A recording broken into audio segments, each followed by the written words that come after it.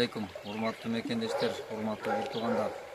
Мына биз бүгүнкү күндө кыргыз коомчулугунда ушундай бир жакшы иштерге бир көпүрө болойлу, эл ортосунда бир жакшы ишке даанекер болойлу. Ушундай бир бизде Кудайга шүгүр ынтымак бар Кыргызда. Ынтымагыбыздын барлыгына мына ушундай иштер болуп атат.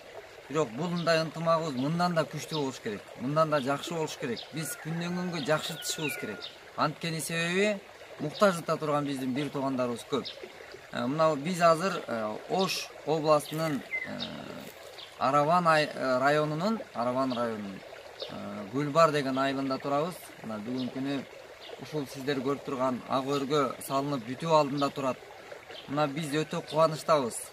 Мынакей Кудай буйруса башталган иштин сөзсүз аягы бар дейт.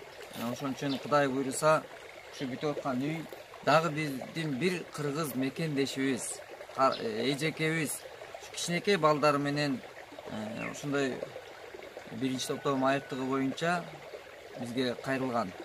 Бирок ушул жер участогундагы берген ушул Ахмат аттуу мекендешибизге Аллах ыраазы болгон болсун. Бүгүнкү күндө ал Россиянын Королев шаарында эмгектенет.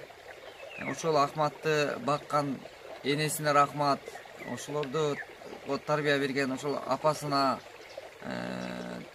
Чыңгыз агага рахмат. Анткени себеби ушул турган участокты бизге берген, ишеним артып ушул участокты бизге берген.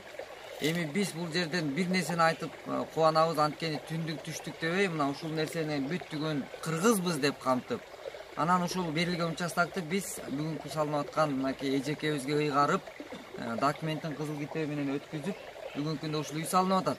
Урматтуу мекендештер, мына Кудайыма шүгүр. Биз ушул кезде бирөөлөр кыйналып аткан кезде бири-бирибизге түрткү болсок, бирибиз жардам берип аткан кезде ага бир колдоо көрсөтпөсөк, мындай иштер болбойт bizde. Кудайыма шүгүр, ушундай колдоо көрсөтүп, бири-бирибизге түрткү болуп аткандыгыбыз үчүн ушундай жакшы иштер болуп аткандыгы бизди кубандырат да. Мына сиздер көрүп аткандай ушундай агыргы мына чоң таң бүтүү алдында турат. Бул деле буюрса жакын арада бүтүп ачылышы болот деген үмүттөбүз.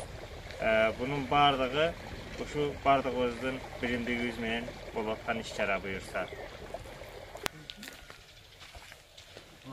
Мына сиздер көрүп турган ак өргө бүт нолдон баштап, мына фундаменттен баштап бүт салынып, мына ушул газобетондорду, мунун бүт ичиндеги курулуп аткан жыгачтарыначы материал толугу менен толук түрдө биз башка жактан ар дайым айтып келебиз. Биз башка жактан эч кандай каржы менен каржыланбайбыз.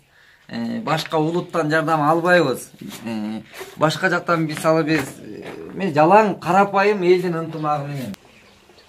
Мына урматтуу бир туугандар, биздин эжекебиз, биз дайыма чакырыгыбызды айтып келебиз. Кыргыздын ар бир кызы биздин эжебиз. Кыргыздын ар бир кызы биздин карындашыбыз. Кыргыздын ар бир энеси биздин энебиз, өз энебиздей көрөйлү, өз эжебиздей көрөйлү. Ошон үчүн Кудай буйруса мынакей эжекебиздин кубанычында чек жок. Анткени бул кубаныч көптөн күткөн. Айрым адамдар бир өмүр үйгө жетпей жүрүп өтүп кеткен учурлар бар. Ошон үчүн мындай акыбалда кыргыз бири-бирин таштаган эмес. Биз таштабайбыз. Мына алакандай бир уч эл экиге бөлүнүп, же болбосо кандайдыр бир бөлүнүп жарылуудан алыспыз. Биз Кыргызстандын кайсыл жеринде болбосун биз жетип барганга даярбыз. Болгону Кудайым күч кубат берсин. Анан бирок бизге ушундай ынтымагыбызда колдоо көрсөткөн ар бир мекендешке ыраазычылык билдиребиз. Ушул болуп аткан жыйынтыктардын баары биздин ынтымагыбыз менен, биримдигибиз менен. Мындай ынтымак биримдик бизде дайыма бекем болсун. Ушу кайрымдуулук фондуна жардам берип үйүбүз бүткөн атат. Ушу жардам берген мекендештерибизге чоң рахмат, Алла ыраазы болсун. Ушу кайрымдуулук фондунун жетекчисине Азамат сага да рахмат. Ишиңер ийгилик, эмне ниет кылсаңар ошол ниетиңиздерге жетиңиздер. Колдоо көрсөткөн мекендештерибизге Алла ыраазы болсун. Ишине ийгилик, Кудайым өзү колдосун. Эмне ниет кылган болсо ошол ниеттериңизге жетиңиздер. Кудайыбыз ушундай мекендеш бизге кол сунуп, эгер балким кол сунууларда бул садака адамды ар кандай балиядан коруп тура турган бул мусулмандын эң калканы бул садака деген. Ошон үчүн ушул калканыбыз бекем болсун. Ушул кандай ниет менен бизге кол сунуп аткан болсоңуздар, кылган ниеттер кабыл болсун. Балалуу боло албай жүрүк деген мекендештер бизге кайрылат. Ушул кичине болсо дагы садака кылайын дедим эле, ушул ниетимде уулду боло албай жүрөм деген бар, оорудан айыга албай жүрөм дегендер бар. Кандайдыр бир көйгөй менен байланышка чыгып, ушундай бир кол сунган мекендештер бар. Ошон үчүн ушундай мекендеш биз кандай иш кылсак да жараткан көрүп турат. Ошон үчүн ушундай кылган ишибиз Кудай буйруса кабыл болсун, ниет тилек үмүттөрүбүз. Анан ушул сооп табуу жолунда сапарыбыз байсалдуу болсун. Көптөгөн мекендешти кубандырып сүйүндүрүүгө биз бирге бел болойлу Кудай. Кыйын эмес муну айтып сүрөттө